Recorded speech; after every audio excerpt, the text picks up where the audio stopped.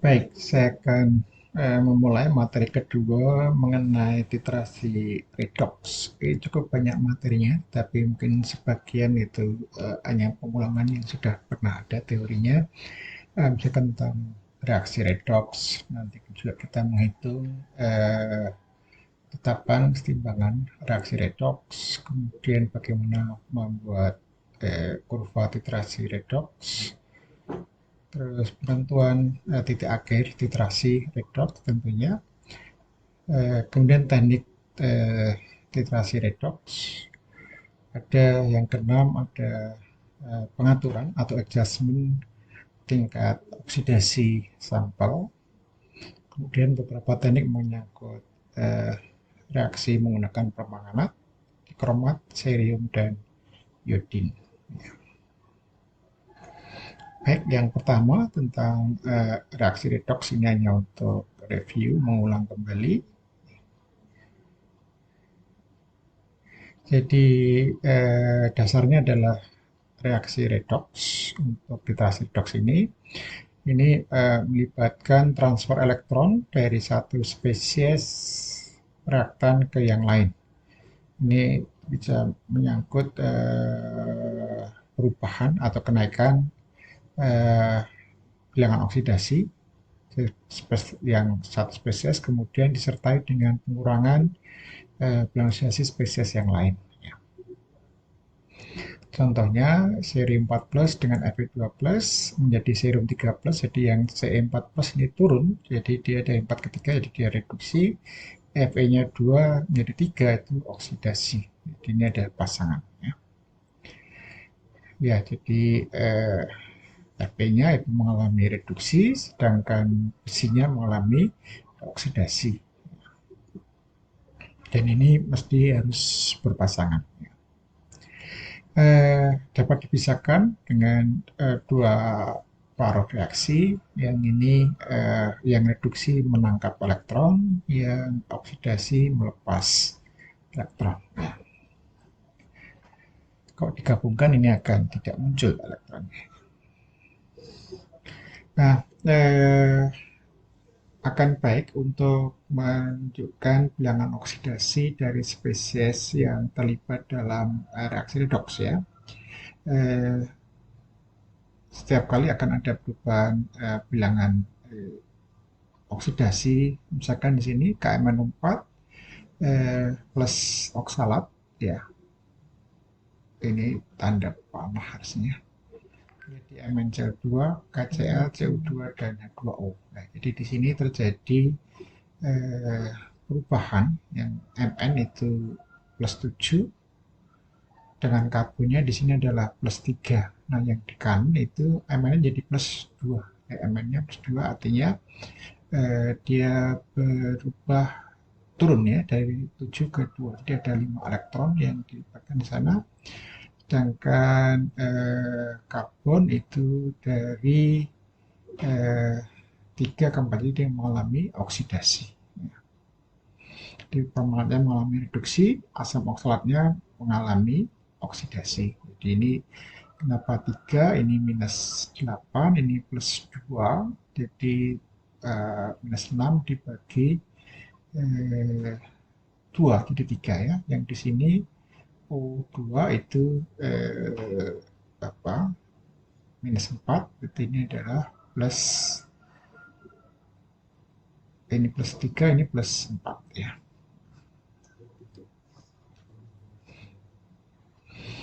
Ya, yang tidak terjadi redox misalkan natrium karbonat dengan HCl ini ada reaksi asam basa ya, jadi tidak ada perubahan redox by Na, C dengan juga Cl tidak ada yang berubah. Jadi ini bukan reaksi redox karena tidak melibatkan perubahan bilangan oksidasi.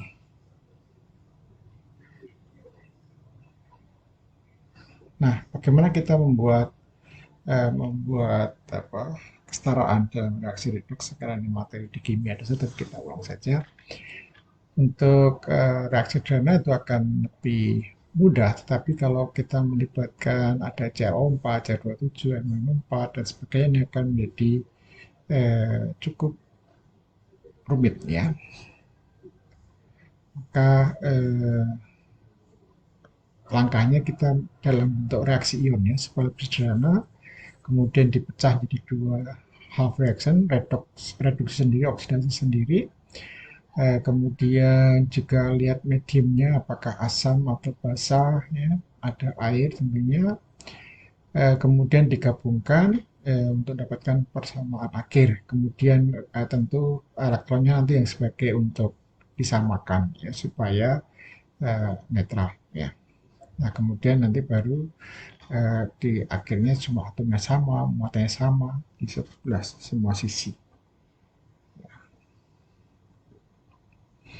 Nah, ini contohnya sederhana yang Fe2, jadi ini gampang ya. Jadi Fe-nya dipisahkan, oksidasinya plus 2 plus 3. Jadi ini eh, dari Cr27-nya ini minus 14, terus 2 minus, jadi ini plus 12 dibagi 2, ini plus 6, ini plus 3.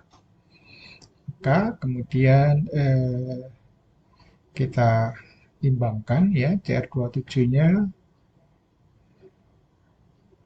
ini karena ada 7O, ini dibutuhkan 14 H plus untuk menjadi 7H2O. Kemudian ditambahkan elektronnya. Ini karena naik satu jadi satu elektron, yang ini dari berapa tadi, plus 6 jadi plus 3. Untuk satunya ada plus 3 elektron, ya, maka ini karena ada 2 Cr jadi 6 elektron. Nah, sekarang di equalize, diseimbangkan ya, 6 elektron, maka dengan 1 ini dikalikan 6, ini dikalikan 1 ya. Ya. Jadi ini setelah itu digabungkan ya, elektronnya saling menghilangkan. Di 14H Cr27 6 Fe jadi 6 Fe13, 2 Cr13 dan 7 H2O.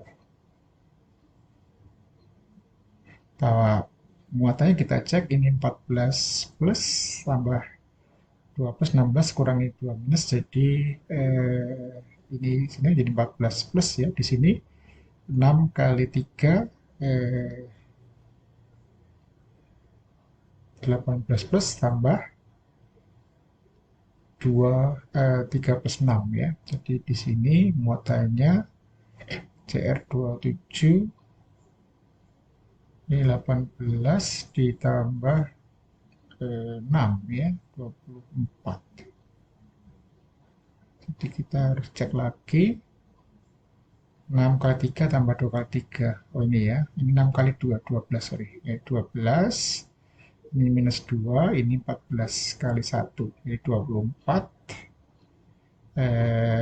Ini juga 24, sudah sama. Ya, berarti sudah seimbang. Nah, kalau di dalam suasana basah maka harus ada OH-nya. Kita tambahkan OH-nya pada kedua sisi, maka akan jadi 14 OH ya. Jadi di sini, di sana kan jadi 14 OH. Jadi ini jadi H2O, 7H2O-nya juga ada di hilang.